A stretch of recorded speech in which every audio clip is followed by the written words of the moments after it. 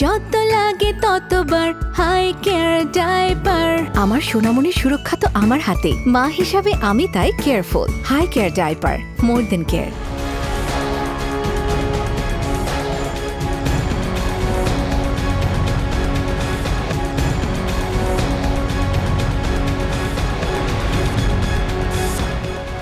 জুলাই সনদ বাস্তবায়নে সংবিধান আদেশ জারি করে ভোটের দিন গণভোটের প্রস্তাব।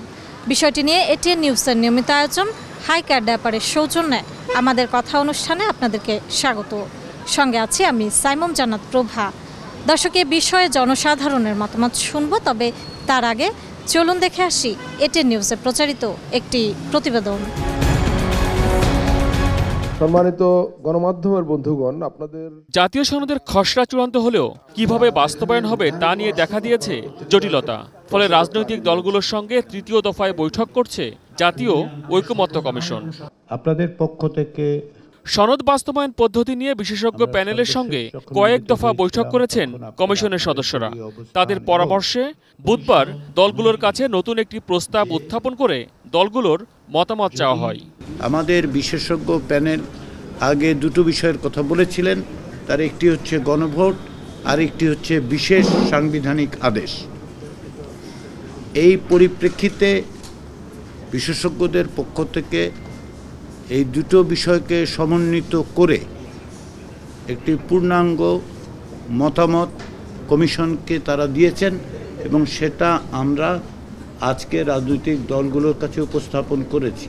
বিএনপি এবং তাদের সমমনা দলগুলো বলছে, যেহেতু সংবিধানের ১০৬ অনুচ্ছেদ অনুযায়ী সুপ্রিম কোর্টের মতামতের ভিত্তিতে বর্তমান অন্তর্বর্তীকালীন সরকার গঠিত হয়েছে, তাই জাতীয় সনদ বাস্তবায়নের ক্ষেত্রেও তেমন মতামত নেওয়া যেতে পারে। জুলাই সনদের যে বিষয়গুলো শুধুমাত্র সংবিধান সংস্কার অথবা সংশোধন সংক্রান্ত, সেই বিষয়গুলো এখনই কার্যকর করার মতো কোনো দলিল প্রণয়নের ক্ষেত্রে এই সরকার কোনো উদ্যোগ গ্রহণ করতে পারে কিনা। জুডিশিয়ারি কি বলে, আমরা জুডিশিয়ারির কাছে যাই। তবে জামাত সহ কয়েকটি দল কমিশনের গণভোটের প্রস্তাবের পক্ষে, এমনকি জাতীয় নির্বাচনের আগেই জাতীয় সনদের আইনি ভিত্তি এবং বাস্তবায়ন চান তারা। কনস্টিটিউশনাল অর্ডারের মাধ্যমেই এটা বাস্তবায়ন করতে হবে, প্রয়োজনে এরপরে গণভোটে আমরা যেতে পারি, তবে এটা ইলেকশনের পরে নয়। আমাদের পজিশন হচ্ছে গণপরিষদ কাম পার্লামেন্টের যে কথাটা আমরা বলেছি, এটাই আমরা আবার পুনর্ব্যক্ত করেছি এবং বাকি যে নতুন প্রস্তাব আজকে মাত্র আসলো, এটা নিয়ে আমরা দলীয় ফোরামে আলোচনা করব। আমরা বলছি আগামী পার্লামেন্ট যাতে মৌলিক সংস্কার করতে পারে, এই অধিকার, এই এখতিয়ার জনগণ যাতে আগামী পার্লামেন্টকে দেয়, সেই অনুযায়ী একটা ঘোষণা তৈরি করতে হবে সরকারকে। অক্টোবরের শুরুতে রাজনৈতিক দলগুলোর সঙ্গে আবারও বৈঠকে বসবে জাতীয় ঐকমত্য কমিশন। এই সময়ে দলগুলোকে নিজেদের মধ্যে আলাপ আলোচনা করার পরামর্শ দিয়েছেন কমিশনের সহসভাপতি অধ্যাপক আলী রিয়াজ। যদি জনগণ এটাকে রিসিভ করে। মহসিন কবির, এটিএন নিউজ, ঢাকা। দর্শক, এতক্ষণ প্রতিবেদনটি দেখলেন, এবার চলুন দেখে আসি কি বলছেন সাধারণ মানুষ। ২০২৪ সালে এক বিপ্লবের মাধ্যমে স্বৈরাচার পতনের ঘটিয়েছে। এখন তাদের প্রাণের দাবি এবং আপামর বাংলাদেশের সব শ্রেণী মানুষের দাবি, জুলাই সনদ বাস্তবায়ন হোক। বিগত ফ্যাসিস্ট আমলে যে সংবিধান প্রণয়ন করা হয়েছে, সেখানে উল্লেখযোগ্য কিছু পরিবর্তন তাদের নিজের স্বার্থে করা হয়েছিল। সেগুলোকে পরিবর্তন করে ইতিবাচক পরিবর্তন, যেটা মানুষ চায়, জনগণ চায়, দেশের কল্যাণে, জনকল্যাণমূলক রাজনীতির সেবার কারণে যদি পরিবর্তন করা যায়, তাহলে পরিবর্তন করা যেতে পারে। কিন্তু কোনো লেজুর ভিত্তিক রাজনীতি কিংবা নিজস্ব রাজনীতির স্বার্থে এটা কখনোই পরিবর্তন করা উচিত হবে না। জুলাই সনদটা অবশ্যই বাস্তবায়ন করা উচিত। আসলে জুলাইতে যত হাজার হাজার প্রাণ গিয়েছে, তো আমার কাছে অবশ্যই মনে হয় যে এই প্রাণগুলোর জন্য হলো আমাদের জুলাই সনদের প্রমাণ হিসাবে হলে আমরা যেন পরবর্তীতে এই সকল জিনিস সম্পর্কে যেন প্রমাণ হিসাবে থাকে, বাংলাদেশের সংবিধানে থাকে। এর জন্য আমার কাছে মনে হয় অবশ্যই জুলাই সনদটা বাস্তবায়ন করা উচিত।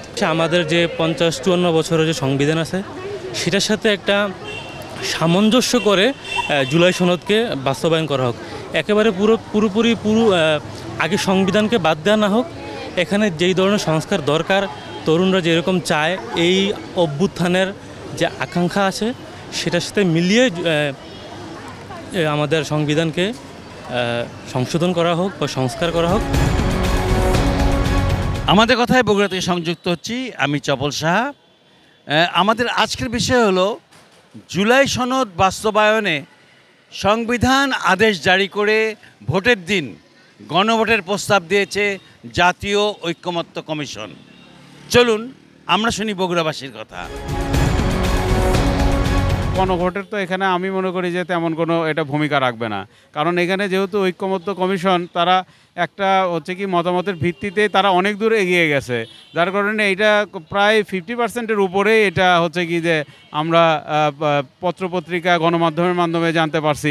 কিছু বিষয়ে হয়তো অনৈক্য থাকতে পারে, তার জন্য গণভোটের আসলে আমি মনে করি প্রয়োজন নাই।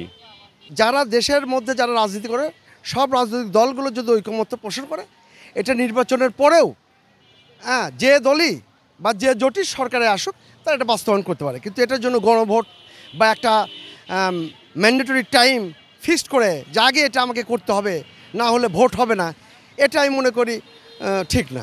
জুলাই সনদটা যদি না হয়, পরে নির্বাচিত যখন কোনো সরকার আসবে তারা জুলাই সনদ এইভাবে বাস্তবায়ন করবে কি না সেই ব্যাপারে আমার সন্দেহ আছে।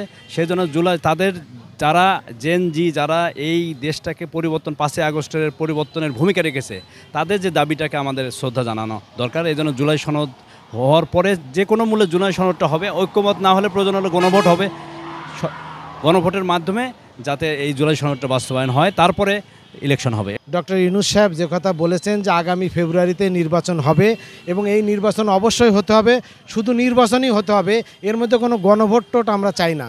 এখানে গণভোটের কোনো দরকার আমরা মনে করি না, কারণ এমনিতেই বাংলাদেশের নির্বাচন নিয়ে আমাদের তিক্ত অভিজ্ঞতা রয়েছে, এই অভিজ্ঞতা বারংবার হবে এটা আমরা চাই না। বহু প্রত্যাশিত জুলাই সনদ বাস্তবায়নের ক্ষেত্রে রাজনৈতিক দলগুলোর মধ্যে ঐক্যমত সৃষ্টি না হয়, জুলাই সনদ বাস্তবায়ন কমিটি যেটি মনে করছে যে তারা আইনি প্রক্রিয়ায় জুলাই সনদ ঘোষণা করবেন এবং পরবর্তীতে জাতীয় সংসদ নির্বাচনের দিন গণভোটের মাধ্যমে এই জুলাই সনদ বাস্তবায়ন করা হবে। এই বিতর্কিত অবস্থায় কি ভাবছেন নারায়ণগঞ্জের সাধারণ মানুষ, সেটি আজকে আমরা তুলে ধরছি আমাদের কথায়। এই সরকার থাকতেই ওইটার সনদটা দেওয়া উচিত, ওইটা ভুলে যাবে না। জুলাইয়ের যে এইগুলা আত্মত্যাগ হয়েছে, এগুলা পরবর্তী সরকার আসলে এগুলা ভুলে যাব। তার জন্য যেই সরকারের থেকে সনদ হওয়ার দরকার, এই সরকার থেকেই হওয়াটা উচিত। সকল রাজনৈতিক দলে ঐক্য হচ্ছে না, সেখানে আমরা তো জনগণের নির্বাচনের আগে যদি আমাদের তখন মূল্যায়ন হবে না, আর পরে যদি হয় আমরা তখন ভালো হোক খারাপ হোক আমরা তখন একটা অংশীদারিত্ব হয়ে গেলাম, শুধু রাজনৈতিক দলের উপরে চাপ থাকলো না, তখন আমরা জনগণ এটার একটা অংশ হয়ে গেলাম, যেহেতু আমরা ভোটাধিকার প্রয়োগ করতে পারলাম। গণভোটের মাধ্যমে হওয়া উচিত, কারণ রাজনৈতিক দলগুলো ক্ষমতায় আসার পরে এটা যে বাস্তবায়ন করবে, এর আইনি ভিত্তি দিবে, এর কোনো গ্যারান্টি নাই। এবং আমাদের বড় রাজনৈতিক দলগুলো যে রাজনীতি করছে তারা টোটালি নেগেটিভ রাজনীতি করছে, মানে 72-এর সংবিধান তারা রাখতে যাচ্ছে। আমরা চাই না 72-এর সংবিধান থাকুক, আমরা চাই নতুন একটা সংবিধান এই রাষ্ট্রের জন্য তৈরি হোক।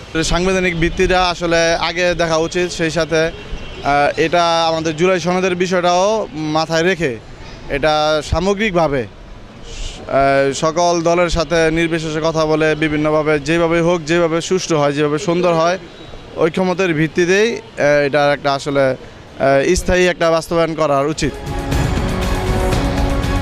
দর্শক, এই ছিল এটিএন নিউজের নিয়মিত আয়োজন হাই কেয়ার ডায়াপারের সৌজন্যে আমাদের কথা অনুষ্ঠানের আজকের পর্ব।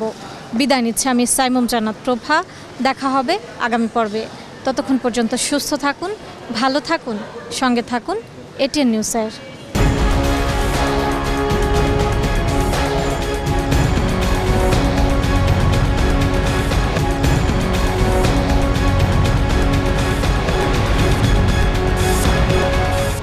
আমাদের কথা সৌজন্যে high care baby pant diaper. যত লাগে ততবার হাই কেয়ার ডায়াপার। আমার সোনামণির সুরক্ষা তো আমার হাতে, মা হিসাবে আমি তাই কেয়ারফুল। হাই কেয়ার ডায়াপার, মোর দেন কেয়ার।